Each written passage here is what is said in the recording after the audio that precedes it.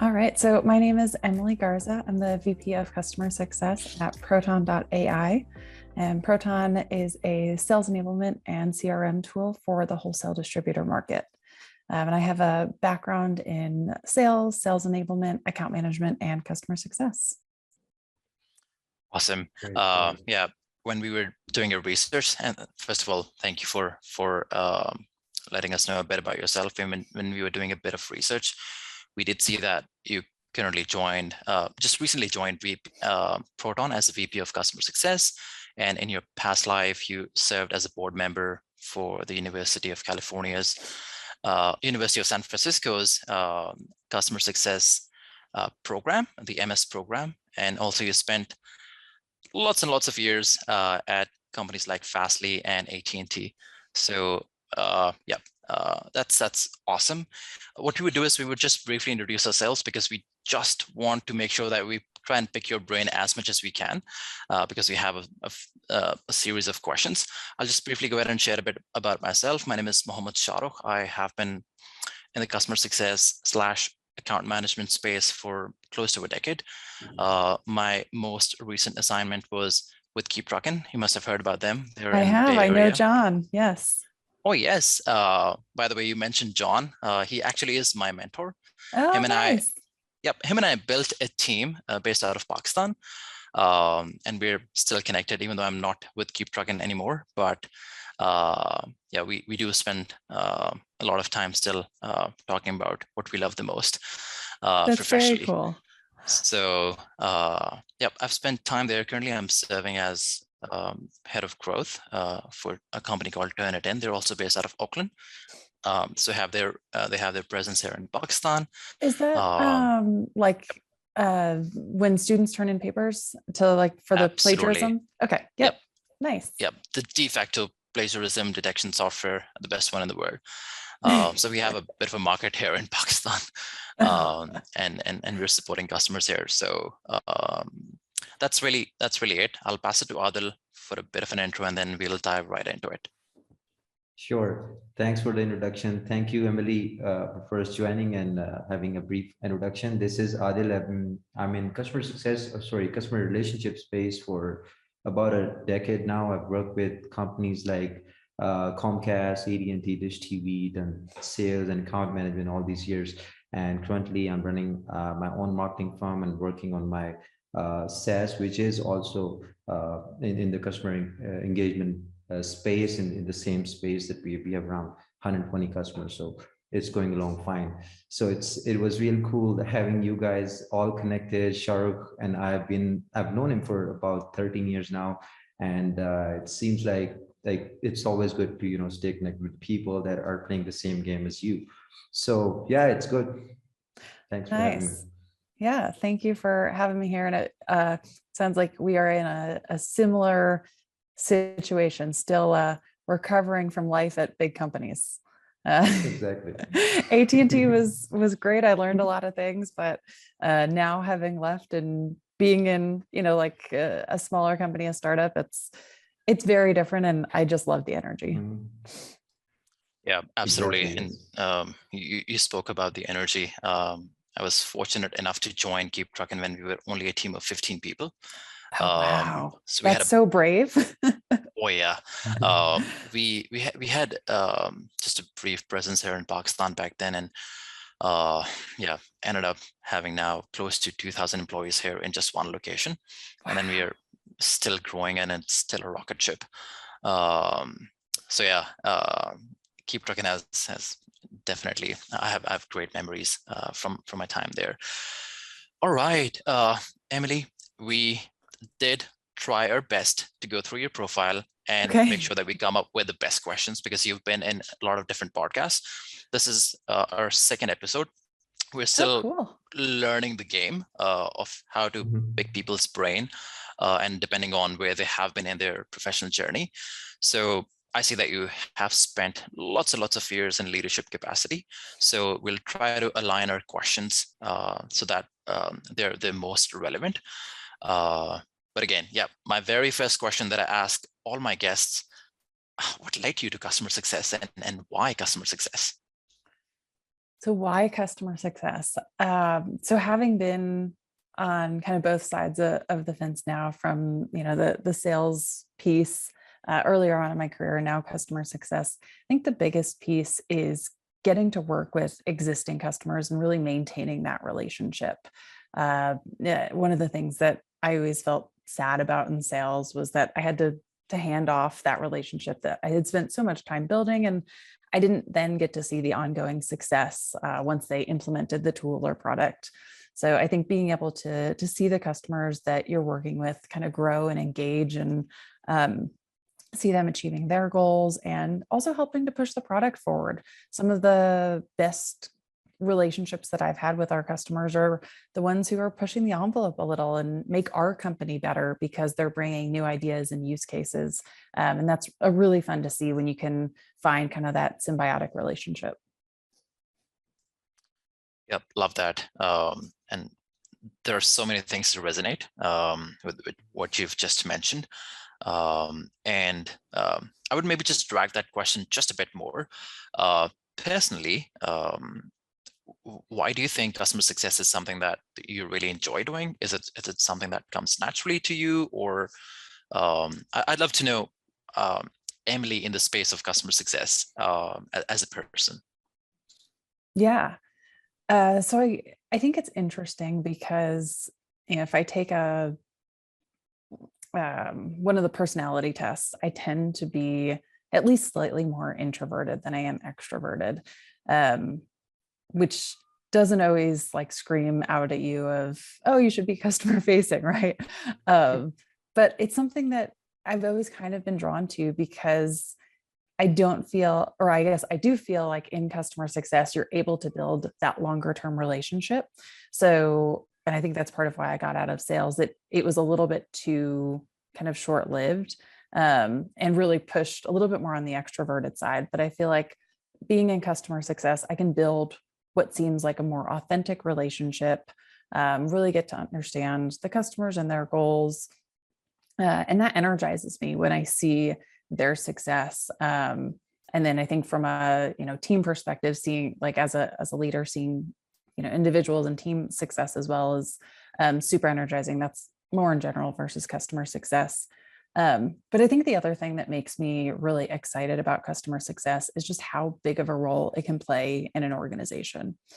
So I went to undergrad for business. I got my MBA, and I'm not a whiz in all departments by any means, but I really enjoy seeing kind of how all the decisions interact with various parts of the business. And I think if customer success is done right in a company, you really have the opportunity to have a voice that drives the entire organization forward, not just the customer success function. And I think that's really cool. You're working with existing customers. You're bringing then ideas to the product team. How you engage and grow your existing customers impacts the finance organization. You're leveraging these good use cases and customer references for your marketing organization. So it touches a lot of pieces. And if you can do it right, then you're able to drive your entire business forward, which I think is really exciting. 100%. Yeah, totally. And customer reference was, frankly speaking, was something so close to my heart. I remember having a conversation with John back in the days where we talked about secondhand revenue. We actually happened to build a bit of a lightweight sort of a customer reference network that we continue to supply to our sales organization. And I remember one of these trucking companies had this senior-aged team member. His name was Steve, and he happened to be such a huge advocate for Keep Trucking on genuine grounds. And we definitely didn't send him any gift cards. But he ended up helping Keep Trucking have just a couple other customers based on the word that he put in for us. So that word of mouth is just so powerful. And sometimes it's more believable, right? Like customers don't necessarily want to be sold to, but hearing, another company that they aspire to be, who's, adopted your product or whatever, like that's so powerful. Totally. And then that kind of leads me to another question, since you must have been living and breathing this very, very closely. Eventually it does boil down to people who lead all the strategy and lead it to execution. I'd love to know, you spent some time with Catalyst as well, and I just love their memes, what they post on LinkedIn. They're just so funny. They hit the so much spot. is relatable. Totally. I'd love to know, as a leader, and I hear it in a lot of podcasts, people talk about churn, people talk about renewals, expansion, which I believe are all great outcomes, but there's always a journey that leads to that outcome. And what we're trying to achieve in Hyperengage is to focus on that journey. And there's tons of great collateral out there when it comes to churn, revenue, expansion, renewals, all those strategies. They're pretty good. We're trying to just focus on this one critical piece where CSMs are spending time that eventually leads to these goals. So my question to you is, we do talk about generic touch points where CSMs are meant to reach out to customers and then have that meaningful conversation throughout that journey. What, in your perspective as a leader, is something that's still missing, that you think if your CSMs are equipped with that insight about their customers, their engagement would go 10x or 20x, something along those lines? Yeah, great question. So I think it's two pieces. And I feel like we throw the idea around, but the execution part is what's really hard. So I think the first is really understanding what the customer, what their goals are, and their goals and metrics and how they see success. So I think that's a huge breakdown that I see between the handoff from sales to customer success, because sales asks all these questions up front, right? They're trying to, do discovery, qualify the customer. And at some point, ideally, this comes up in the conversation, right? Like, why are you buying our product? How are you going to evaluate it? What's going to be successful?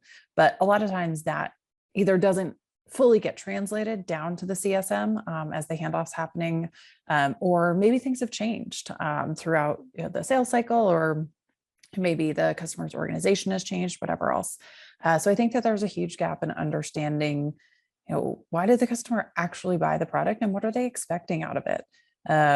Because if you don't know that, it's really hard to then impact their business and make sure that they're actually getting what they thought out of it. And I think the second piece is around the idea of value. So I think there are some organizations, and I think it's becoming a few and far between, I hope, but that are so structured and focused on, maybe meeting counts or things like that, that we forget to take the step back and say, like, why are we doing this? Why are we having this meeting? And I think it comes across when you start to see, customers who get quiet or don't respond to you or stop showing up to meetings. It's because you're not showing value. And so it's not a good use of their time.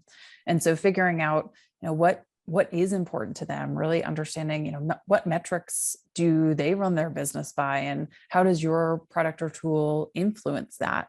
Being able to then speak in their language it makes it a lot easier for them to be engaged and understand and tie the value of your solution to their overall business. And I think one example that I've just recently seen is also being able to understand the value conversation at different levels of the organization. So I think for the most part, CSMs tend to be really comfortable in having that conversation with like their day-to-day contact, who may be an individual user or a manager, maybe even director level. But I think when you get up to the VP or the C level, that conversation has to change because the C level doesn't necessarily care about the intricacies of your product, right? They want to know, like, does it work? What's the impact of the business? And I think figuring out how to raise that conversation and again, understand what's valuable insight and information at that level. That's where I think a lot of CSMs falter and then don't get kind of that visibility and face time at that higher level because they haven't figured out how to tell that story in a slightly different way. I think you've touched on such interesting points. And then this was the kind of answer that I was expecting. What I've noticed, and thank you so much, because the way you put it in different facets, I think it explains way more than we just generally hear on a lot of different or see on a lot of different articles that people keep talking about. I think what's really, in my opinion, what's extremely critical is that I think all us as people in the world of CS, I think we have doubled down on just everything that's generic so much that we've kind of lost out on the fact that there is so much more to learn about your customers that really makes you resonate with them. And especially when it comes to some very complex industries, construction management, CS is still relatively very new there. Even technology itself is very new there. I think just reaching out to your customers and saying, hi, how you doing? And then just talking about everything your product, and then that makes you even sound more salesy, which you don't intend to. But I think you hit the hit the spot, that knowing about their business, which is just more than generic things that we know. Okay, your renewal is at this date. We have now a new product, so you should be definitely testing it out. All of that is all centered to ourselves, and rather I think we need to just maybe start expanding our horizons and try and learn about our customers a little better, because we can keep producing these fancy things. Eventually they won't really end up anywhere. But yeah, I think that was absolutely spot on, and I've actually taken a note for that as well. Yeah, I think a lot of it goes back to the idea of curiosity. So when I look at competencies for account managers or customer success managers bringing onto my team, that's usually something that I'll focus on is, can you ask questions? Do you feel comfortable asking questions? And it's the same as in your personal life, right? People want to talk about themselves. And so how do you kind of enable that, but do it in a thoughtful way so that you're getting information that, will allow you to be more in tune with their business, and then be able to bring those recommendations, but bring the ones that fit, not just, hey, we're rolling this out, so I'm being pushed to sell it. Totally. And I have a quota to hit. Exactly. That would be the last thing you want to share. Interesting. Love that. And maybe just a couple of other minutes I'd love for you to share on. You agreed that there is a need for having more touch points for CSMs to have those meaningful conversations. Can you think maybe a couple of them that come to you right now, and then maybe you can share those with us? What would be those touch points that are not in the basic customer journey for most SaaS businesses, that you think would be, if not game changing, but they would be very helpful to not eventually have any customer or most of the customers start ghosting on you? So yeah, if you could briefly touch on that. Sure. So I think I don't know that I have a complete secret here, but I'll talk about one that I maybe think is under leveraged. I think people often talk about, a QBR or an EBR, and those are important meetings, and ideally a more strategic meeting, a little bit of kind of recap results looking, but mostly looking forward and figuring out, where's the customer trying to drive their business, and how does that kind of start to line up with where your organization's going. So I think people are pretty clear on the importance of that piece. I think the meeting that oftentimes doesn't get leveraged to its full capacity is like a cadence meeting. And it can look different depending on how you segment your customers or even what customers are interested in doing. But having a more frequent cadence, right? Maybe it's weekly, maybe it's monthly, but being able to have that meeting, typically a more tactical meeting. You might be meeting with your day-to-day stakeholders, maybe the manager level. But I think it gives you the opportunity to create that foundational relationship that's going to be so important to then drive some of those other actions or other meetings like a QBR. So if you think about leveraging a cadence meeting, so this is something that you're doing with some regularity, again, like weekly, monthly, something like that. So it allows you to get consistent exposure to the customer, right? You stay top of mind. It also allows for some relationship building, right? If you're only seeing a customer for an hour once a quarter, it's really hard to get through like all the content that you have and want to talk to them about and build the relationship, right? Like building the relationship is not like, let's have everyone on the call go introduce themselves. That's not going to build you kind of that deeper relationship, but seeing people consistently, being able to, kind of create that level of trust and everything else, that's how you start to build a relationship. I think it also allows you to get deeper insight, kind of to the same idea of, squishing everything into one-time meeting. If you have this ongoing cadence meeting, you can bring, 2 or 3 new questions every time. Hey, you mentioned this, like, tell me more about it. Let's dive deeper into that. And it's not, trying to get through everything in a 60-minute increment. It's you can continue to build that knowledge meeting over meeting. And then I think the other piece around cadence meetings that I think is really interesting is it allows you to test the waters a little bit if you have a new idea.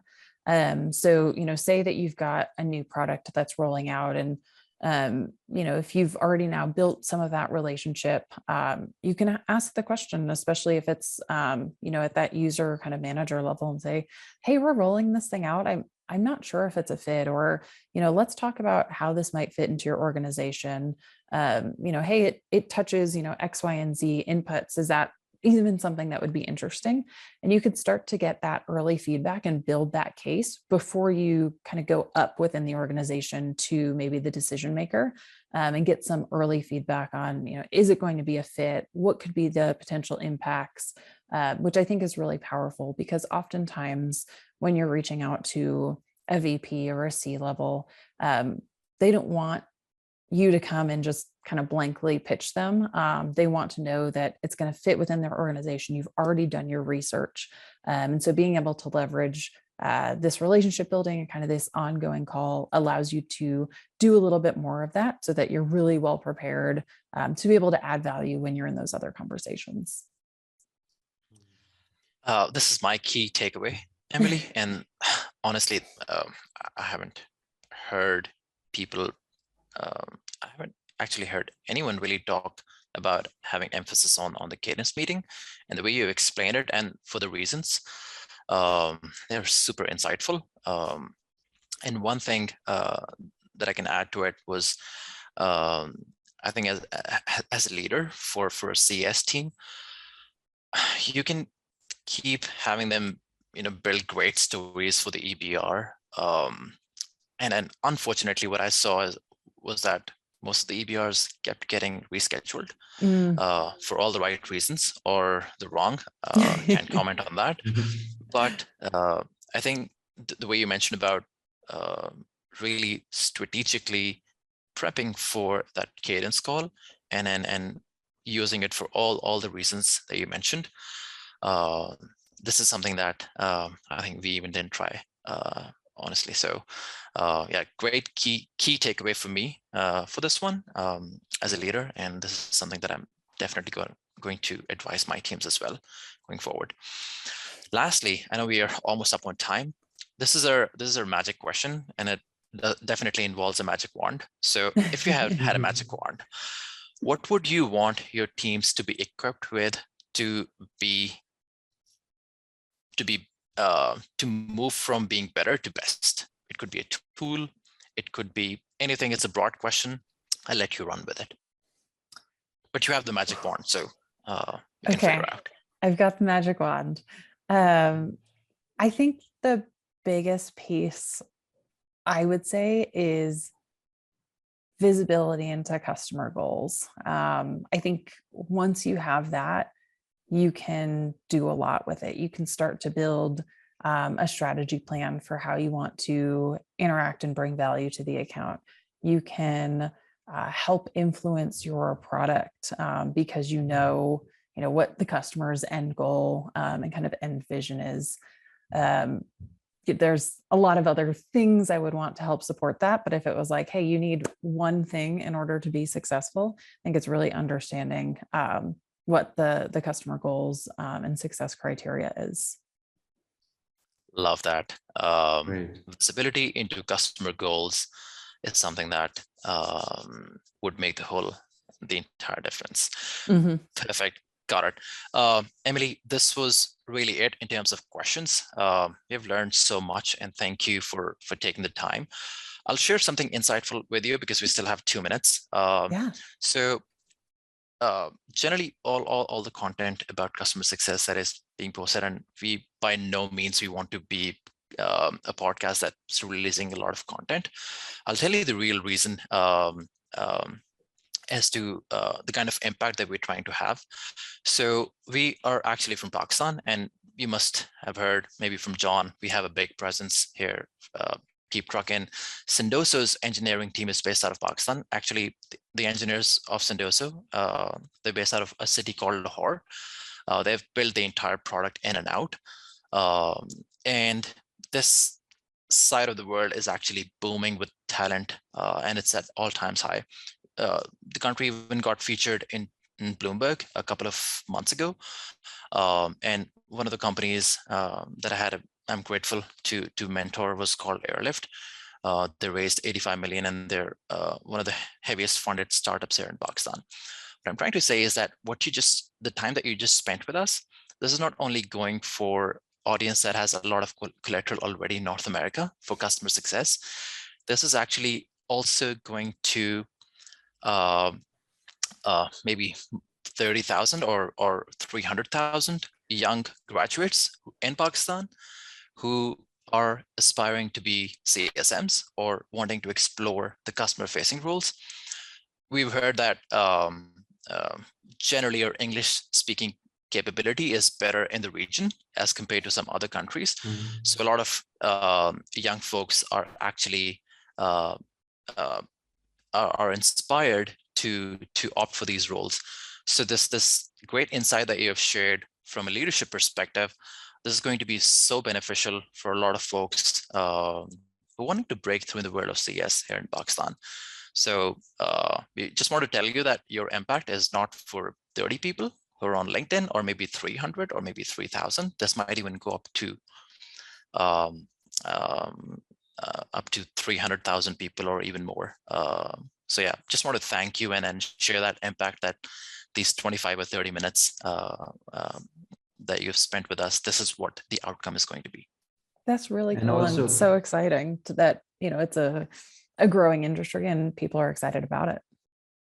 Yeah, exactly. Totally. And also, we have 120 million people here in Pakistan, and more than 60% of them are under the age of 30. And our goal for the next 3 years is to get resources, hunt talent from different backward cities, people that are hungry for, to learn about, customer success, customer relationship, want to build a great experience. We are building out some training institutes, trainings for them. I have like a big team for my business as well. So I'm sitting in the National Incubation Center, a business center, and it's a national university. So, our goal is to make an impact and contribute towards this society, because we see they have a huge potential in terms of, working and grinding hard, especially in this space, in the customer facing roles, and which has proven, in the last 4 or 5 years, companies like Keep Trucking, Airlift, Sendoso, Amazon is building a team here. So it's really a high time, and it's for us people that have been there for a decade to contribute back to the society and make an impact. Because in 5 or 6 or 10 years, I and Shahrukh will just will just be we will just stay down a little bit because energy is not going to be that much. So we're just trying to play our part as much as possible. Yeah, that's very cool, and really neat that the two of you can be kind of part of the movement to bring the education and knowledge and awareness, both of how to do the role, and then hopefully like exposure to job opportunities and things like that as the region becomes more well known and people's skill sets get more and more like honed and crafted. So that's really cool. Thank you for sharing that with me. And thank you for playing your part in the journey as well. Yeah, absolutely. It was so fun to chat with you guys. Love that. Emily, I know we are up on time. And then I think we have gone past 3 minutes. So again, thank you so much. It was a pleasure having you. And as soon as we master it and then do a bit of adjustment, we'll share the recording with you so that you can review it or maybe share it in your own circle. Yes, absolutely. But again, loved chatting with you. Thank you for all your insights. I think it was fantastic. Yeah, thanks so much. And I look forward to staying connected. Sure, likewise. All right, have a good one. Emily. You as well. Cheers. Bye.